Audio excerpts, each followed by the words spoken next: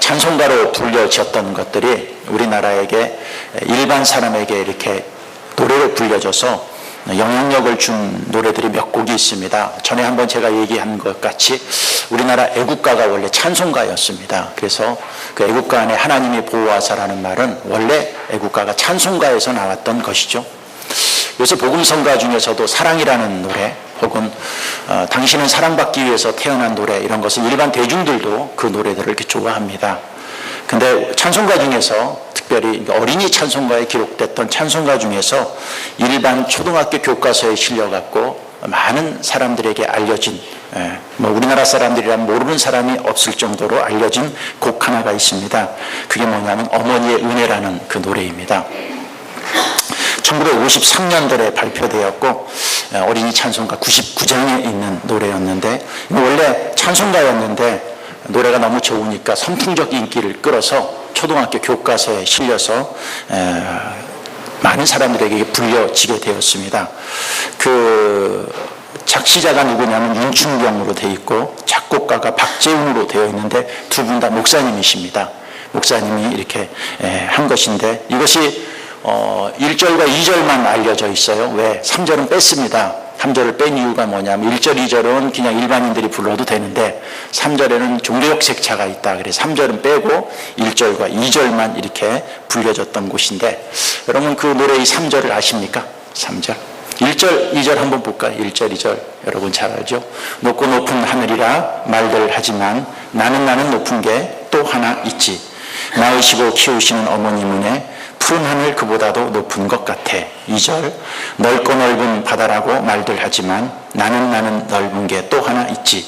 사람들아 이르시는 어머님 은혜 푸른 바다 그보다도 넓은 것 같아. 여기까지는 배웠죠. 3절은 뺐습니다. 종교적 색채가 있어서 산이라도 바다라도 따를 수 없는 어머님의 큰 사랑, 거룩한 사랑, 날마다 주님 앞에 감사드리자 사랑의 어머님을 주신 은혜를. 태어나서 3절을 처음 불러보시죠, 여러분들. 한번 1절도 불러보고 2절도 불러보고 3절이 있는 줄은 꿈에도 몰랐던 우리들, 오늘 처음으로 한번 3절까지 한번 보겠습니다. 한번 같이 불러볼까요?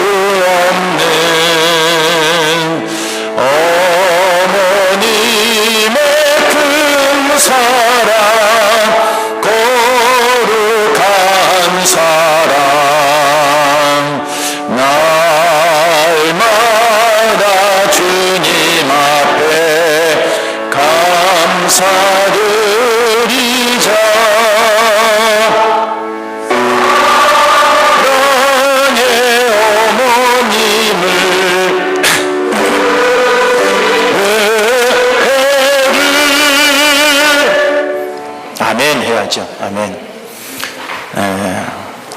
날마다 여러분 주신 부모님께 감사하고 있습니까? 오늘 여기 3절의 제목처럼 날마다 주님 앞에 감사드리자, 사랑의 어머님을 주신 은혜를, 그 은혜를 우리가 잊지 않고 살아야 되는 이제 가정의 달, 오늘 세 번째 가정의 달을 맞이해서 마지막으로 가정에 대한 설교 중에서 여태까지 이제 신약 두 편, 구약 두 편을 했는데, 신약에서 얘기하고 있는 말씀을 통해서 다시 한번 우리가 가정 안에서 부모가 자녀에게, 또 자녀는 부모들에게 어떤 신앙을 갖고 살아야 될 것들을 오늘 말씀을 통해서 우리가 같이 은혜를 나누기를 원합니다. 첫 번째, 성경은 우리에게 얘기하는 것이 부모들은 자녀들을 노하게 하지 말아야 된다라고 얘기하고 있습니다. 오늘 본문 한번 그 4절을 한번 볼까요? 오늘 본문 4절을 한번 보면은 이렇게 얘기하고 있습니다. 우리 같이 한번 읽겠습니다. 또 아비들아, 너희 자녀를 노엽게 하지 말고 오직 주의 교훈과 훈계로 양육하라 그랬습니다. 여기 보면 노엽게 하지 말라 하는 것은 현재 명령형으로 쓰여 있습니다. 이 말의 의미는 어떤 특정한 경우에만이 아니라 항상 오늘 사는 우리들이 명령형으로 자녀들을 어디서든지 항상 노엽게 하지 말아야 될 것들을 얘기하고 있습니다. 이 원어적 의미는 자녀들을 학대하거나 무시하거나 끊임없는 비난의 말을 하거나 책망의 말을 통해 낙담시키게 하는 모든 행위들을 여기서 노엽게 하는 것이다, 이렇게 얘기를 하고 있습니다. 우리가 자녀들을 키웁니다. 자녀들을 키울 때 보면은 우리가 책망을 하고 노엽게 하는 그 대표적인 행동들이 뭘까요? 국민일보에서 크리스찬 부모님들이 자녀들을 훈육하는 방법 중에서 대체로 어떻게 하느냐 했었을 때 그 노엽게 하는 행위들 중에서 나타난 최고의 방식이 뭐냐면 소리를 치고 고함을 치는 것이다. 소리 빽빽 지르면서 예수 믿는 부모님들이 자녀들에게 교육시키는 게 42% 나왔답니다. 상처를 주는 거친 말, 이런 말을 하는 사람들이 24%, 그 다음에 때리고 복행을 하는 사람들이 18%, 그다음 물건 집어던지면서 자녀들한테 성질 부리는 사람이 5%. 혹시 여기 5%에 해당되는 사람이 있습니까? 아무리 내가 예수를 믿어도 국민일보에서 조사한 바로는 예수를 믿는 부모님들도 자녀를 훈육하는 방법이 옳지 않다라는 결론을 내고 있는 것을 볼 수 있습니다. 여러분, 우리가 자녀들을 키울 때 부모에게서 중요한 것이 자녀들을 노엽게 하지 말아야 된다. 노엽게 하지 않으려면 부모의 특징이 있습니다. 부모가 화를 내면 안 됩니다. 분노를 내면은 이게 자녀들한테 그 노가 그대로 전달되는 것들을 우리가 볼 수가 있습니다. 그럼 왜 부모가 자녀들을 이렇게 키울 때 분노를 하고 막 소리를 지르고 그러느냐? 크게 두 가지를 볼 수 있습니다. 물론 다른 많은 이유들이 있지만 첫째는 교만해서 그렇습니다. 왜 교만하냐? 자식은 내 말을 들어야 훌륭하게 될 수 있다는 것이에요. 그렇죠? 여러분들이 아무리 훌륭하고 잘난 줄 제가 알고 있습니다. 근데 여러분이 훌륭하고 잘났다고 자녀들도 그렇게 여러분이 말대로 커야 과연 자녀들이 잘 될까요? 훌륭하게 될까요? 이 말이 배우 속에서 무엇이 있느냐? 내가 시키는 대로 하지 않으면 너는 이 세상에서 저주받고 잘못될 수밖에 없다는 거예요. 그것은 누구 의의가 있는 거예요? 내 의의가 강하다는 겁니다. 실제로 이거 화를 잘 내는 사람들이 특징이 있습니다. 교만해서 그렇습니다. 화를 많이 내는 사람들의 특징 중에 뭐냐면 자기 의의가 강한 사람이 있습니다. 자기 주관 뚜렷하고 자기 의의 강한 사람들은요, 상대방이 내가 원하는 대로 하지 않으니까 뭐가 나는 거야? 화가 나는 거야. 그래서 화를 막 내는 것입니다. 특히 자녀들이 말을 안 들을 때 부모가 화를 내는 것은 무엇이냐면 자기 의와 자기 생각이 강한 부모일수록 자녀에게 뭐를 하느냐, 화를 잘 내는 것을 볼 수 있습니다. 이런 부모님들은 아이들을 엄격하게 키웁니다. 근데 그 엄격하게 키우는 것이 과연 그 아이의 행복과 축복을 위한 길일까?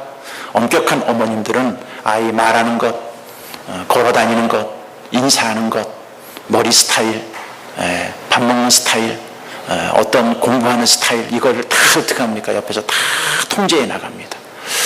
특히 이 아이가 여자친구 사귄다, 죽었다 살아납니다. 왜? 자기 원칙이 있어서 그 틀 속에 벗어나는 것을 용납을 하지 못하니까 자꾸 어떻게 하는 거예요? 분노를 하게 되어 있는 건데, 이런 부모님들이 자주 하는 말이 있습니다. 그게 무엇이냐면 이게 다 너 잘 되라고 하는 거다, 이렇게 얘기하는데, 그렇게 해서 자식 키웠는데 다 잘 됐을까요? 어떤 분이 부모의 말대로 그렇게 해서 로펌에 합격돼서 변호사까지 되었어요. 근데 자존감이 낮아요. 늘 상처에 시달려요. 그리고 신앙생활을 해도요, 행위 위주로 신앙생활을 해서 신앙의 기쁨과 자유가 없는 그 분들을 제가 많이 봤습니다. 자기가 봐서는 완성을 했는지 모르지만 엄격히 얘기해 보면은 그 교만이죠, 교만. 또 실제로 이런 있습니다. 그 자기가 예를 들어서 뭐를 하고 싶었어, 부모가. 근데 그 꿈을 자기가 가난하고 돈 없고 환경이 안 돼서 못 이루었어. 그래서 그걸 누구를 통해서 이루려고 해요? 자식을 통해서 이루려고 하는 거예요. 그래서 자식이 그 어머니의 닥달함, 어머니의 꿈을 대신 어떻게 해? 대신 해주는 거야. 그래서 자식이 그 꿈을 이루었어. 그럼 이 어머니는 다니는 데마다 누구 자랑하고 다녀요? 자식 자랑하고 다니고, 그게 인생의 위안이에요. 이것도 뭡니까? 교만이죠. 이게 자식을 자랑하는 게 아니라 뭐예요? 이 자식을 내가 이렇게 훌륭히 키웠다는 자만심이죠. 자만심. 이런 부모님들한테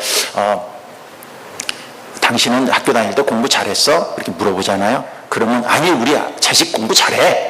자기 얘기는 빼요. 항상 누구 얘기로 합니까? 자식 얘기로 시작했다, 자식 얘기로 진행하고 자식 얘기로 끝냅니다. 그러나 그 엄격히 그것도 밑바닥에 뭐가요? 자기를 내세우기 위한 자랑과 교만이 있다는 것입니다. 두 번째로 이렇게 분노를 하는 부모님들의 특징이 무엇이냐면, 상처가 있는 부모님들이 분노를 해서 자녀들을 노엽게 하는 것을 볼 수 있습니다. A씨라는 사람이 있습니다. 이 사람이 상처가 많습니다. 예수를 믿는 사람입니다. 10살과 12살에 두 아들을 둔 신앙인입니다. 교회도 열심히 다닙니다. 근데 이 젊은 엄마는 아이들한테 폭력을 행합니다. 심지어는 교회에서도 자녀들이 자기 뜻대로 되지 않으면 폭력을 행하고 자식을 두드러 패고 자식을 질질질질 끌고 가는 거예요. 그 정도로 교회 안에서도 폭력을 행하는 젊은 엄마가 있습니다. 왜 이렇게 무섭게 폭력을 할까요? 근데 그 폭력을 할 때 쓰는 말을 보면 다 옳은 얘기일까요? 틀린 얘기일까요? 다 맞는 얘기입니다. 그러나 자식은 그 말에 상처를 받고 고통을 당하고 있습니다. 그 이유가 뭘까요? 그 A씨라는 사람은 3살 때 어머니가 집을 나갔습니다. 그리고 언니와 같이 할머니 밑에서 자라다가 어느 날 아버지가 재혼을 해서 재혼한 어머니와 그 재혼한 어머니 밑에서 난 이복 동생과 언니와 함께 사는 것입니다. 그날 어머니의 사랑을 그는 제대로 받지 못했습니다. 그러던 중 언니가 여러 가지 많은 병으로 죽게 됩니다. 그러자 그의 상처는 더 커지고 그는 집안이 위로의 장소, 안식의 장소, 사랑의 장소가 아니라 집안에 들어가기 싫은 장소로 전락되어 버렸습니다. 늘 혼자서 빙빙 돌았습니다. 때로는 자살을 하기도 하고 언니가 죽은 것이 자기 때문이라 해서 그 자책감에 시달리면서 청소년이 그 좋은 시기를 다 보냈습니다. 일상생활은 하지만 그 마음속은 늘 불안한 삶을 살다가 학교에 들어가서 이성을 사귀게 되었습니다. 근데 이성을 사귀는 사람들이, 상처가 많은 사람들이 이성을 사귈 때 특징이 있습니다. 이런 사람들은 뭐냐면 누가 자기를 좋아하면 푹 빠져버립니다. 푹. 왜? 어머니의 사랑을 받지 못하다가 어떤 남자가 나타나서 자기에게 잘해주면 이렇게 배는 게 없습니다. 그래서 20대 초에 임신을 하게 됩니다. 어떻게 할 것이냐 고민을 하다가 결국 그 남자를 자기가 뭐 특히 사랑하거나 좋아하는 것은 아닌데 어찌어찌 하다가 임신을 했어요. 그러나 어떡합니까? 할 수 없이 20대 초에 결혼을 합니다. 결혼해서 살지만 그의 마음속에는 증오심이 그때부터 생깁니다. 자기가 이루고자 하는 꿈도 있었어요. 젊었을 때 야망도 있었어요. 근데 그 임신을 덜컥하는 바람에 그 꿈과 야망을 다 포기하고, 그 남자가 자기가 그토록 사랑하는 사람도 아니었었어요. 그냥 어쩌다가 그냥 임신을 하게 되니까 억지로 결혼을 하고 살아가는 거예요. 그러니까 그 마음속에 뭐예요? 자기가 임신한 그 아이에 대한 무엇이 있어요? 증오심이 생기는 거예요. 너 때문에 내 인생이 이렇게 됐다는 거예요. 그 아이가 태어났습니다. 태어났을 때 그 아이를 제대로 키울까요? 스트레스 있고 남편한테 어떤 힘든 일만 있으면 전부 다 누구한테 퍼붓습니까? 자식한테 다 퍼붓습니다. 자식이 분노의 쓰레기통이 되어버린 겁니다. 문제만 있으면 네 탓이다. 너 때문에 내 인생이 이렇게 됐다. 내가 이런 거 하고 싶었는데 너 덜컥 임신하는 바람에 내가 그것도 못하고 이렇게 산다. 그런 상처가 있다. 그가 부모님도 예수를 믿었기 때문에 교회를 다니지만 그 상처와 그 고통을 극복하지 못하니까 특히 큰아들한테 그 상처와 고통을 거기다 다 쏟아붓기 시작하니까 그는 분노의 사람으로 변하고 만 것입니다. 그가 나중에 예수님의 사랑을 알고 진정 신앙이 무엇인가를 알고 깨닫고 그 분노를 해결하기 시작하면서 자식도 회복되고 나중에 자신도 회복되어서 그 가정이 회복되기는 했지만 그 전까지는 그 상처 때문에 분노와 자식은 고통 속에서 살 수밖에 없었던 것입니다. 실제로 이것을 해결했기 때문에 망정이 다행이지, 만약에 그것을 해결하지 않고 신앙생활을 했다고 했을 때 여러분 이게 있습니다. 분노는 세습됩니다. 여러분 그 분노 있는 부모 밑에서 자식이 자라요. 그럼 그 자식도 무엇이 생길까요? 노여움이 생기는 거예요. 그 노여움이 상처가 되어서 이 자식도 동일하게 어떻게 하는 거예요? 나중에 크면은 분노의 사람으로 변하고, 이 분노의 사람이 나중에 그도 결혼해서 자식을 낳아요. 그럼 그 자식에게 똑같이 행합니다. 그럼 그 자식도 또 무슨 자식이 돼요? 분노의 자식으로 바뀝니다. 다 절대적 진리는 아니지만 나에게 어떤 분노의 감정이 남보다 이렇게 강한 사람이 있습니다. 그럼 둘 중에, 부모 중에 그런 사람이 분명히 있습니다. 그 부모는 뭐예요? 그 할아버지 중에, 할머니 중에 또 그런 사람이 있는 거예요. 여러분, 이 분노는 우리에게 축복을 세습하는 것이 아니라 또 다른 분노를 계속 세습해서 우리 가정을 파괴하고 우리 삶을 파괴한다는 것을 알아야 되는 것입니다. 그렇기 때문에 우리는 신앙생활을 할 때 자기 어떤 의의, 자기 원칙, 자기 어떤 상처, 이런 것 갖고 자식을 키울 때 노여움으로 된다는 것을 알고, 성경은 우리에게 얘기하는 게 있습니다. 여기서 어떻게 키우라고 얘기합니까? 에베소서 6장 4절을 다시 한번 보겠습니다. 또 아비들아, 너희 자녀를 노엽게 하지 말고 오직 주의 교훈과 훈계로 양육하라. 여기 오직이라는 말이 있습니다. 이것은 한 가지 방법이다. 한 가지. 근데 주의 교훈과 훈계로 양육하라 라고 얘기하고 있습니다. 여러분들이 교육하고 훈계하는 방법이 틀렸다는 것은 아닙니다. 그러나 그보다 더 중요한, 가슴속에 중심으로 삼고 있어야 되는 가장 중심적인 핵심적인 사항이 뭐냐면 주의 교훈과 훈계가, 그것이 중심이 돼야 된다는 거예요.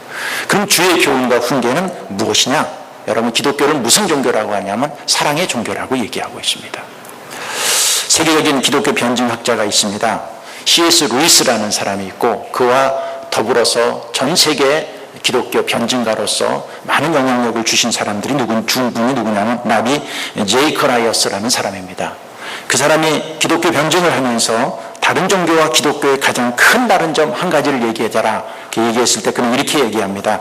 다른 종교는 행위를 통해서 신에게 간다. 행위를 통해서. 근데 기독교는 다른 점이 있다. 은혜와 용서를 통해서 하나님한테 가는 종교다. 이게 다른 종교와 기독교의 가장 큰 차이점이다. 여러분, 기독교의 정신의 핵심이 뭘까요? 은혜와 사랑이라는 거예요. 은혜와 용서라는 것입니다. 용서. 주의 교훈이 무엇입니까? 그 은혜와 용서입니다. 은혜는 무엇입니까? 도저히 우리는 구원받을 수 없었는데 하나님이 일방적으로 우리를 사랑해 주셔서 우리를 구원해 주신 그 은혜를 말하는 것입니다. 용서는 무엇입니까? 우리가 어떤 죄를 지었고 하나님과 원수된 관계에 있었을지라도 하나님은 그 죄를 묻지 않고 우리를 용서해 주시고 우리를 하나님의 자녀로 삼아주신 그 은총을 말을 하는 것입니다. 이게 기독교의 핵심이고, 이게 하나님으로부터 우리에게 주신 은혜와 용서입니다. 그것 때문에 우리가 구원받았고, 그것 때문에 오늘 우리가 우리에서 예배드리고, 그것 때문에 우리는 하늘나라에 갈 수 있고, 그것 때문에 주님이 주시는 축복을 이 땅에 누릴 수 있는 그 권세와 능력을 하나님이 우리에게 주셨습니다. 그걸 주셨다면 우리도 자녀들에게 어떻게 해야 돼요? 똑같은 그 은혜와 용서를 갖고 키워야 된다는 것입니다. 그럼 이렇게 질문하는 사람이 있습니다. 그럼 훈계하지 말라는 것입니까? 책망하지 말라는 것입니까? 아닙니다. 잘못했을 때는 어떻게 해요? 책망도 하고 훈계도 하지만, 여러분, 책망과 훈계를 할 때 분노를 갖고 자기 교만과 의의를 갖고 하는 사람과 그리스도의 은혜와 용서를 갖고 책망하는 사람과는 질이 다르다는 것입니다. 질이. 내가 은혜를 이렇게 받았으니까 나도 자식한테 은혜를 베풀어야지.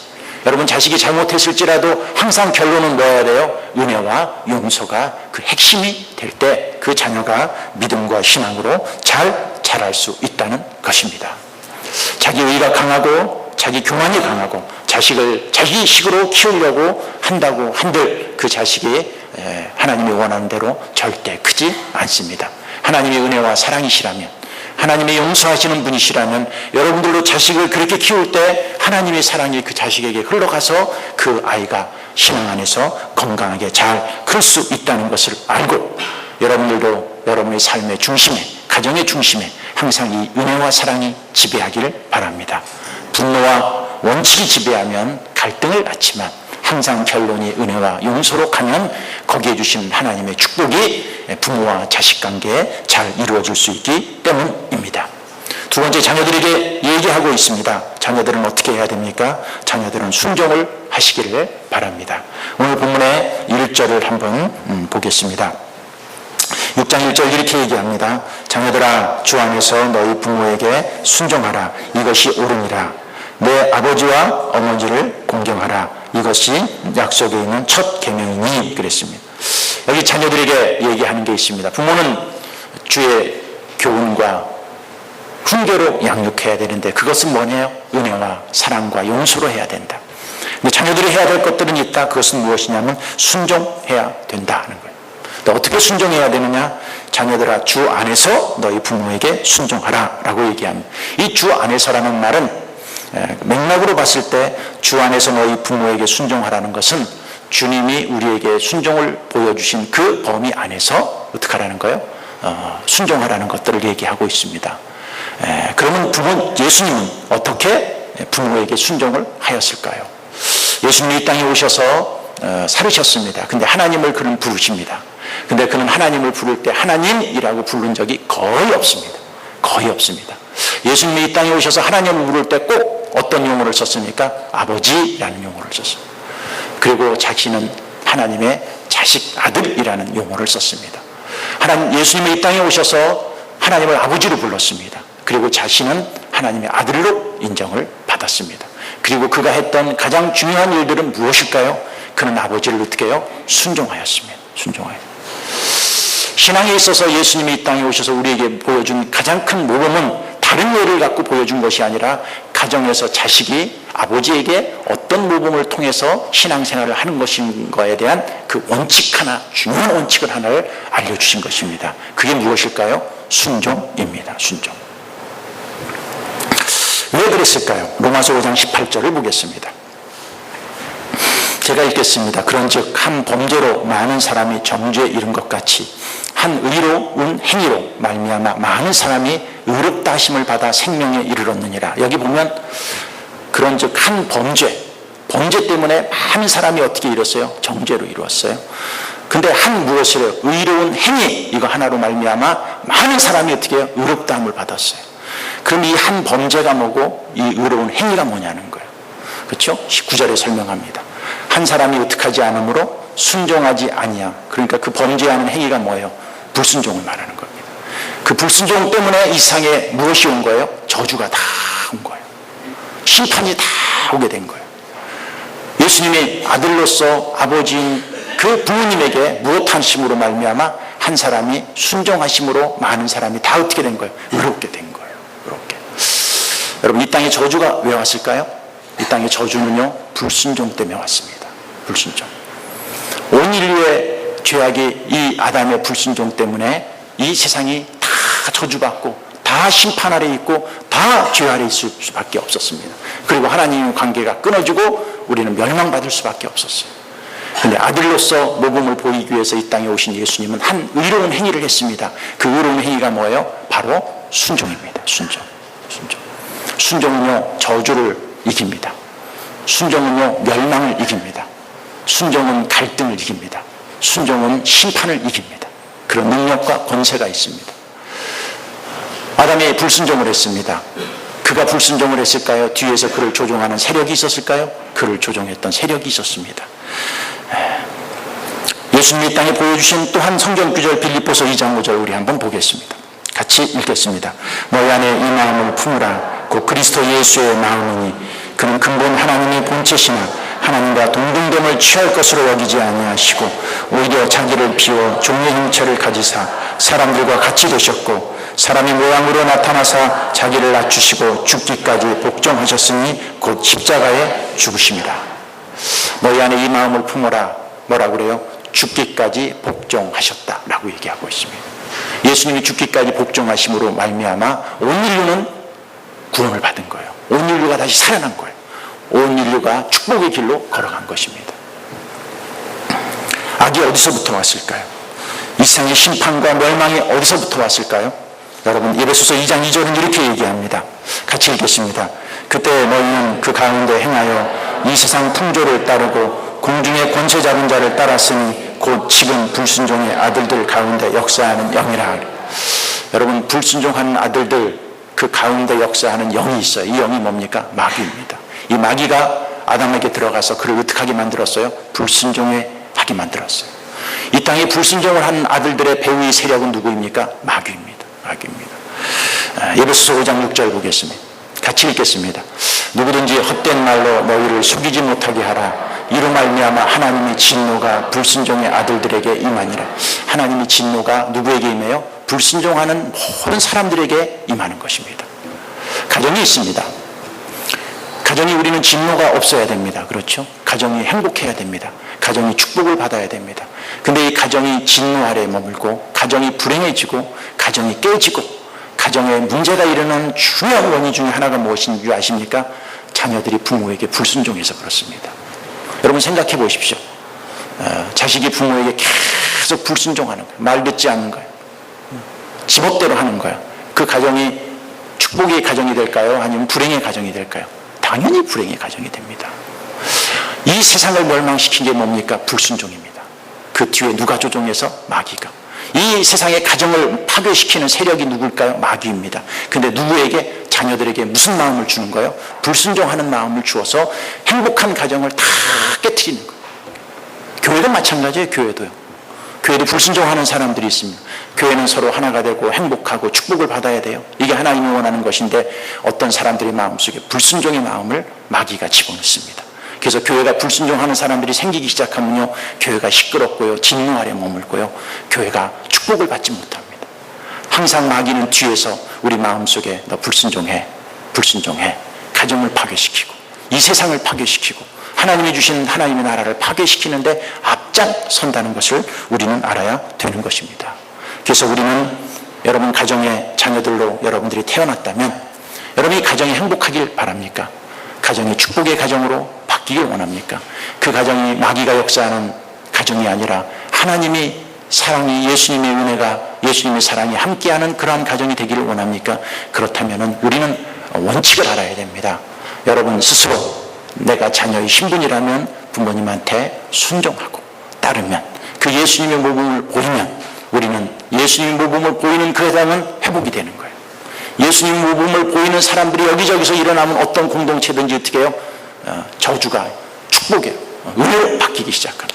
반대로 이러한 불순종의 세력들이 여러분의 가정을 지배하기 시작하면 가정은 불행이 깨지고 진노 아래 머물게 되고 하나님의 은총을 입지 못한다는 것을 우리는 알아야 되는 것입니다. 그래서 여러분들은 축복의 장소로 가기를 원한다면 오늘 하나님이 주시는 말씀들을 가슴속에 품고, 한 불순종 아담이 온 인류를 저주로 만들었지만 아들로서 이 땅에 오셔서 아버지인 하나님을 순종함으로 말미암아 이 땅을 축복의 의로운 가정과 공동체로 만들어주신 그 예수님의 마음을 본받고 가는 것입니다. 성경은 에베소서 6장 2절에 또 이렇게 얘기하고 있습니다. 내 아버지와 어머니를 공경하라. 이것은 약속이 있는 첫 계명이다. 이렇게 얘기하고 있습니다. 첫 계명이라는 말, 이것은 우리가 언젠가도 얘기했지만은 이게 왜 첫 계명일까? 여러분 십계명이 있습니다. 십계명의 첫 계명은 뭘까요? 첫 계명은 출애굽기 20장 3절에 나옵니다. 뭐라 그럽니까? 너는 나 외에 다른 신을 내게 두지 말라. 하나님만 섬기라고 그렇게 얘기하는 게 십계명의 첫 계명입니다. 근데 왜 부모를 공경하는 것이 약속에 있는 첫 계명이라고 얘기했을까요? 이거에 대해서 학자들이 얘기들 여러 가지가 있지만 종합해 보면 이렇습니다. 유대인들이 있습니다. 유대인들에게 있어서 십계명, 우리에게 있어서 십계명은 1계명부터 4계명까지는 하나님께 대한 계명이고 5계명이 부모에 대한, 부모 공경에 대한 것이고 10계명까지 5계명부터 10계명까지가 사람에 대한 계명으로 이렇게 알고 있어서 1과 4는 하나님, 그 다음에 5부터 10은 인간에 대한 계명이다, 이렇게 얘기하고 있습니다. 모세가 십계명을 시내산에서 받아왔을 때 두 돌판에 새겼습니다. 두 돌판. 우리는 어떻게 생각하고 있어요? 이쪽 돌판은 하나님에 대한 계명을 받았을 것이고 이쪽 또 하나의 돌판은 사람에 대한 계명을 받았을 거라고 생각하는데, 히브리인들은, 유대인들은 지금도 이쪽 돌판에 1계명부터 4계명까지 넣는 게 아니라 5계명까지 넣습니다. 부모를 공경하는 것을 어느 쪽에다 넣었어요? 하나님을 공경하는 그 계명에 같이 집어넣는 것입니다. 이것은 무엇입니까? 여기 부모를 어떻게 하라고 그랬습니까? 공경하라 그랬습니다. 이 공경이라는 말은요, 하나님한테 쓰는 단어입니다. 근데 왜 부모에게도 똑같이 하나님께 쓰는 단어를 넣었을까요? 여러분, 부모를 공경하는 것은 하나님의 돌판에 새겨진 것입니다. 하나님은. 그것은 무엇을 말합니까? 부모는 하나님께서 누구와 동급으로 취급한 거예요? 하나님과 동급으로 취급한 겁니다. 그래서 공경이라는 단어를 거기다 넣는 것이고, 우리는 그 하나님께 대한 계명을 어떻게 하는 거예요? 부모 공경이라면 우리도 부모님을 공경하면서 하나님 대하듯 해야 된다는 필요성을 얘기하면서 인간이 하나님을 향한 게 있습니다. 인간이 하나님을 향한 것, 또 인간이 인간을 향한 것이 있습니다. 그럼 인간이 하나님을 향한 것은 하나님에 대한 신앙이지만, 인간이 인간을 향한 것 중에서 제일 첫 번째 계명이 뭐냐는 거예요. 그게 바로 부모 공경이라는 거예요. 부모 공경. 부모 공경은 하나님과 동급입니다. 하나님을 섬기는 것과 똑같이 하나님은 취급하십니다. 지금도 부모를 공경하는 그 삶을 하나님을 공경하는 것과 하나님은 같이 비교합니다. 그래서 하나님을 거역하는 죄와 부모를 거역하는 죄와 하나님은 계명에서 똑같이 취급하고 있는 것들을 이렇게 볼 수가 있는 것입니다.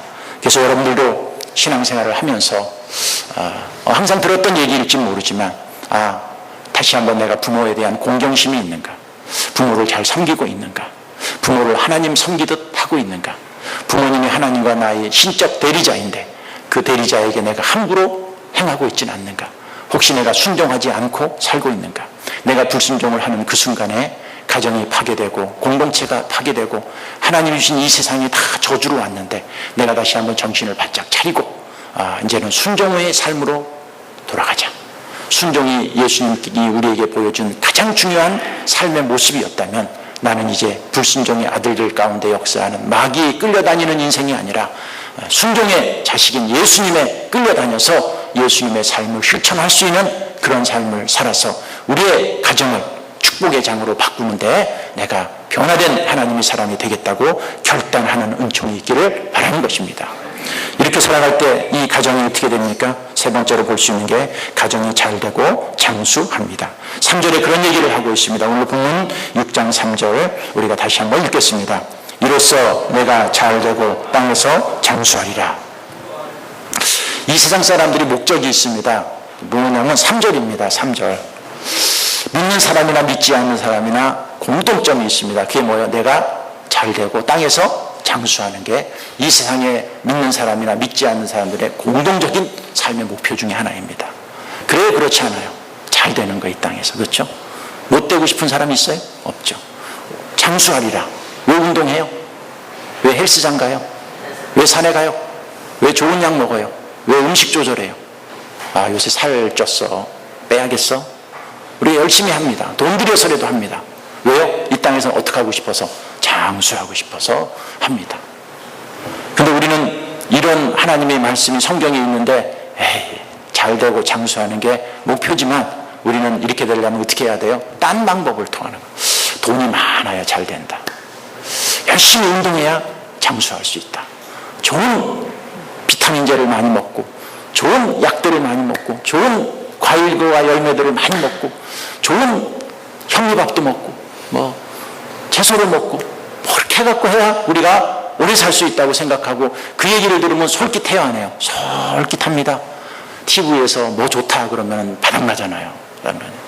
오래 가지 못하죠. 조금 있으면 다시 또 팔려요.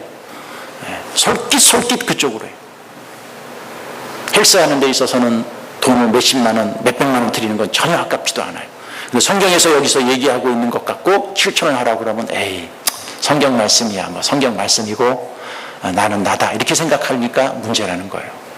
근데 여기서 잘 되고 장수하리라는 말만 있는 게 아니라 성경에 보면은요, 만약에 부모님한테 공경하고 잘못되면 어떤 말도 있어요? 저주받는 얘기도 있어요.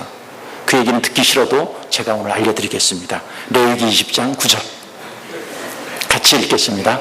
만일 누구든지 자기 아버지나 어머니를 저주하는 자는 반드시 죽일지니 그가 자기의 아버지나 어머니를 저주하였은즉 그의 피가 자기에게로 돌아가리라.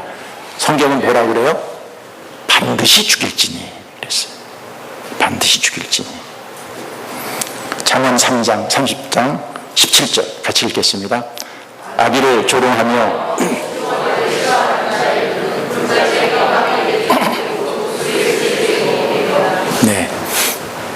말이 현찮아요? 이렇게 되기 싫어요? 이렇게 되기 싫어요?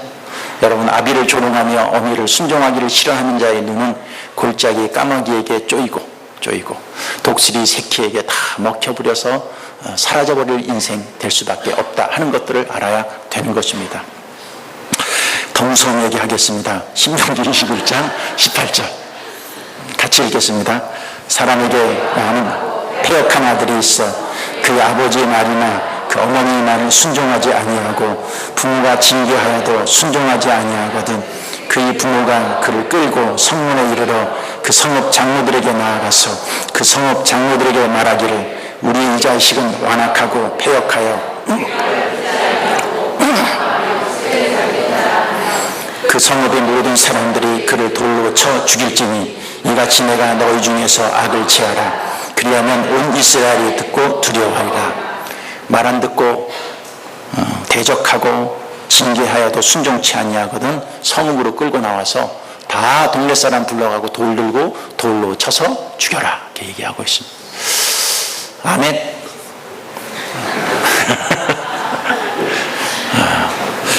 여러분, 자식 키울 때 제가 노하우 하나 알려드립니다. 어릴 때 말 안 들으면요 이 성경 구절 읽어라. 그리고 여기 어떻게 하라고 그랬니? 말 안 들으면 돌로 쳐서 죽이라고 그러는데 오늘 실천할 테니까 나가자. 그러면 어렸을 때 아기가 나갈까 안 나갈까요? 교육적 효과가 있을까 없을까? 목사님 겁주면은 상처받잖아요. 근데 한번 실천해 보세요. 효과가 있습니다. 이런 생각이 들어요. 이제 수련회 같은 데 가서 아동부 수련회 같은 데 가서 이걸 한번 퍼포먼스로 만들어서 연극을 했으면 좋겠어. 그래서 부모한테 거역했던 거 다 적으라고 그래요. 적으라고 그래요. 그리고 이 성경 구절을 다 갖다. 그래서 다음 과정은 뭐냐? 그러니까 이게 수련회 할 때 그런 퍼포먼스들 하잖아요. 다. 뒤에 여기서는 그 다음 과정은 돌로 쳐서 죽이는 거예요. 그래서 돌로 죽이는 사형자. 목사님 그렇게 겁주는 프로그램들을 하면 애들 상처받습니다. 제 얘기를 끝까지 들으세요. 그러면 밖에 나가면은 돌 들고 이제 사람들이 다 서 있는 거예요. 애가 겁이 날까요? 안 날까요? 겁날 거죠. 근데 이 저주를 벗어나는 법, 그걸 알려주는 거예요. 예수님이 딱 등장해서 네가 이렇게 무슨 죄를 지었을지라도 여기 와서 그동안 부모님한테 지었던 죄를 다 회개하면 이 저주가 벗어날 것이다. 십자가의 은혜를 탁 하면 아이들이 회개할까요? 안 할까요? 눈물 콧물 다 흘리면서 회개할까요? 왜? 뭐에 맞아 죽지 않으려고? 돌에 맞춰 주지 않으려고. 그러고 나서 아이들한테 한번 이런 프로그램 하나 만들면 괜찮을 것 같지 않아요? 괜찮을 것 같죠? 여러분, 수련회 할 때 어떤 수련회도 있느냐면 어떤 수련회를 갔는데 장례식을 해요. 장례식을. 그래서 실제로 사람 이름을 불러서 관 속에다 집어넣습니다. 센 사람을. 못을 진짜 박아요. 꽝꽝 다 박고. 그리고 장례식을 진행해. 장례 예배를 드려. 장례식 찬송가를 불러요. 며칠 후 요단강 건너가 만나리 하는 거예요. 그리고 설교를 해요. 목사님 진짜. 하나님, 이 집사님 이 땅에 살면서 혹시 지은 죄가 있으면 용서해 주시고, 이 집사님 이 땅에 살면서 이런 좋은 일도 하셨고 이렇게 자식들도 키웠고 이렇게 했었습니다.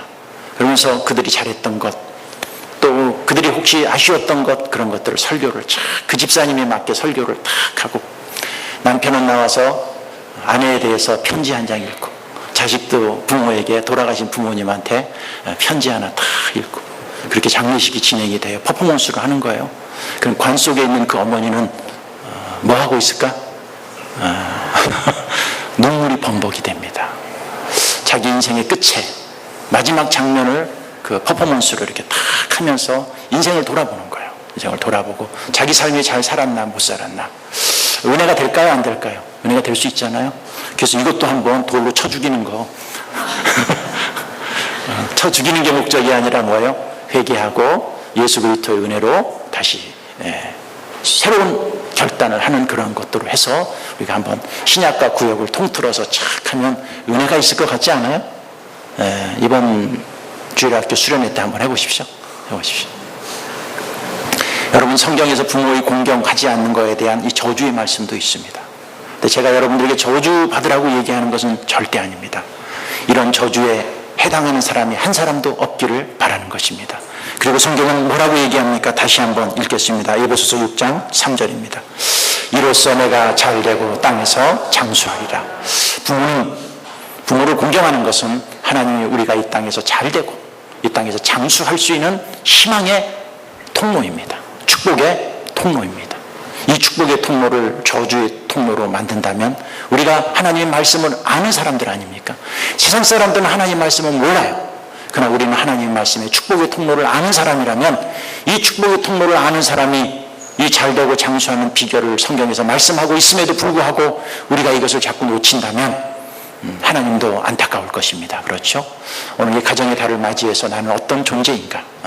이 주일학교 학생만 할 것이 아니라 우리 장년들도 한번 해보면 괜찮지 않겠어요? 돌 다 들고 그냥 한 집사님 같이 등치 크신 분들이 들고 그러나 예수님의 은혜로 용서를 빌면 하나님께서 다 회복해 주셔서 잘되고 축복받는 길로 갈 수 있다는 이 통로를 알려주기 위한 것이 궁극적인 목적이라면 오늘 이 자리가 여러분 축복의 길로 가는 통로가 되고 부모님들을 잘 공경해서 혹시 우리가 바빠서 또 그동안 우리가 살면서 내 인생에 바빠서 내 고집대로 살았다면 다시 한번 돌아보고 부모에게 공경하고 또 부모는 자식을 내가 어떻게 키웠는가 분노와 내 감정과 내 의로 내 상처로 키우지 않았는가 다시 한번 우리가 돌아봐서 우리 가정이 다시 한번 하나님 앞에서 회복되는 잘되고 장수하는 축복의 통로로 가는 은혜가 우리에게 있기를 바라겠습니다. 기도하겠습니다.